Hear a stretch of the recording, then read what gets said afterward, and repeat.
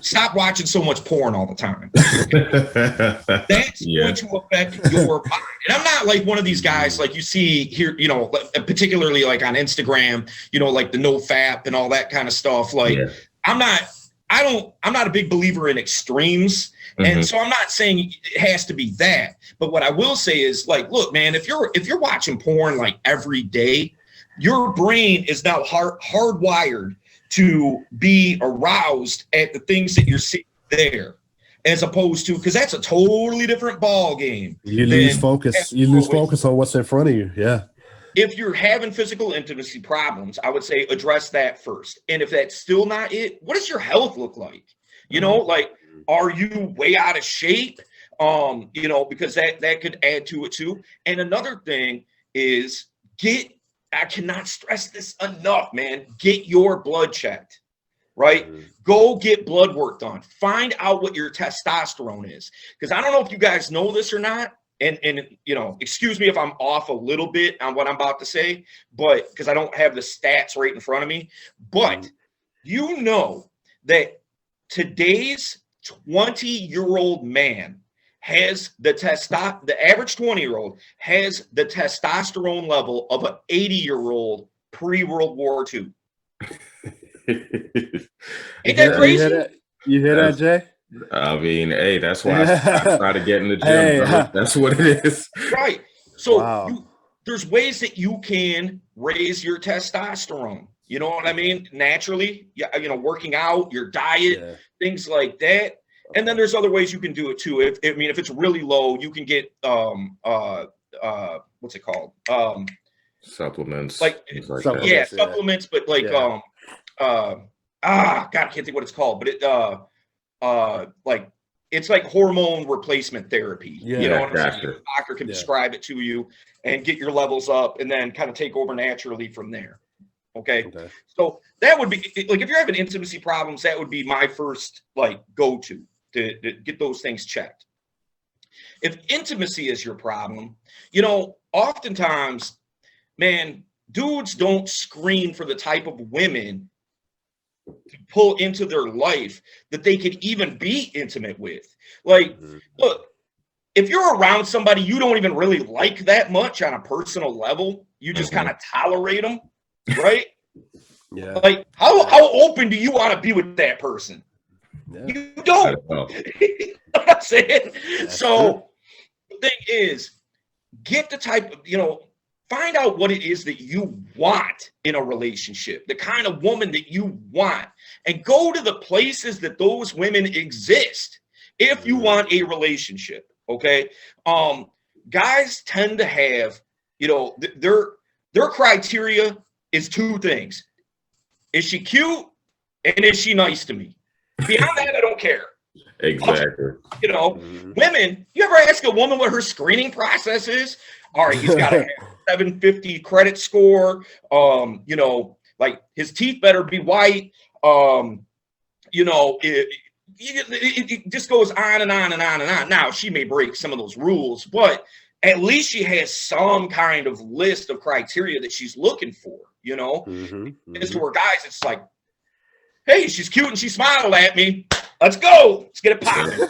That spray and pray mentality. Just like, hey, I'm a shoot my shot wherever it lands. Cool. Right. Right. Exactly, man. Like throwing spaghetti against the wall to see what sticks, And so, have some standards. Have some kind of criteria, because the deal is we're talking about intimacy. I see that if that's a problem, I see that as the tree. What's the root? What's the root of that problem? Let's address that. That makes the tree 1,000 times easier to pull out. I'll give you an example. I had a tree in my backyard, not a big tree, pretty small, but it died. Okay. Meaning the roots, whatever, weren't getting water, whatever it is. And I was like, I'm going to take that tree out of there. I ripped that tree out with my bare hands. I felt like Paul fucking Bunyan. I was like, I just pulled that thing right out of the ground. Now, like I said, it wasn't a big tree. It wasn't, But the thing is, its roots died. That made it alive. If that tree was alive and I tried to remove it, I better get a saw. I got to do a bunch of work. You know what I mean? So let's kill them roots. So the root problem is you're not bringing the type of women into your life that is going to resonate with you, that you feel like you can be sincere and honest and authentic. You know, you feel like you got to front, that you got to put up shields and you got to lie to her, you know, and all this and that. If you got a girl that you don't have to lie to, that you can say anything to, that's one to keep around, you know? So basically the thing is, a lot of dudes only have those two things as a criteria because they don't see abundance in their life. When's the next time a girl is going to be nice to me and cute and be willing to date me? Maybe never. Better take advantage of this. No, man. Put yourself in positions to have abundance, to be able to pull the type of women into your life that you can be open with, that you can be sincere with. You know what I'm saying? Yeah. And we've been preaching on this show that if you have a beautiful woman and you can be honest and have a conversation with her and talk to her, you got a gold mine. Yeah. And you got a gold mine. You would be surprised, man. Maybe not you two, but, you know, whoever's listening, you may be surprised. Like, women love dudes that are secure in who they are.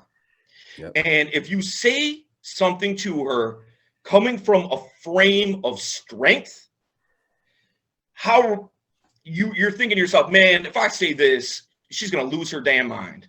Okay.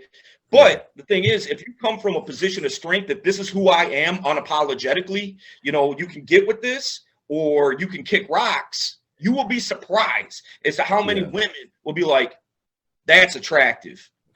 Yeah. The confidence factor for a man to be able to step to a woman and say that to her. I mean, you may get a response like, don't say that to me, or like, I was disrespectful, but you got some women out here who will be like, oh, he said that to me? And it may be different than what they heard, you know what I mean? I mean, so, I'm not saying on a personal front. You don't walk up to her and be like, you know, you slut. You be surprised. Well, no, I know what you're saying. I would expect some kind of feedback a little bit from her. Probably isn't going to be all that. And a lot of things, you know, a lot of times, like you said, that approach to approaching a woman, a lot of women out there are probably single women out there being approached with the same things, like, you know, you're beautiful, you're this, you're that. But if a man comes up and says something different, that sparks a certain reaction. Dude, I was just saying that to a student this morning. Just this morning. You have to be the exception to the rule. You know what I mean? So like you just said, what do most guys do? Say she has pretty eyes. Or better yet, a better example of that, what if she has an accent? What if she's from England or something, right? Yeah. What do you think every single guy says to her? Oh, I love your accent. Where are you from? You know, blah, blah, blah, blah, blah. That's what every guy says. Yeah. I'm going to say something. Be different. I'm going to say something. Ask if she reps Man City or Manchester United. Like, do something different. Yeah, something like that. You know, I'm going to say something to her, like, to the effect of, where'd you get those shoes? And she's going to be like, oh, I don't know. I got them at the mall. Well, you better pray to God that you were not a size 6. Because my sister was looking for that same pair of shoes and couldn't find them in a size 6. If you're a size 6, I'm stealing them from you now. You know what I mean? You'd be surprised. That might put you in the friend zone, like we talked about last week. I might put you in the friend zone. I mean, don't do that, because that's not what she said, and you know it, brother. But that's true. I mean, that's true. Yeah. I mean, you know, it always baffles, because I mean, I've spoken about this a couple times, a couple different ways, but like the times when I'm not trying to be quote unquote witty or you know, that guy, and I'm just being me, just being random as I am. That's usually the times when I'm most successful. Like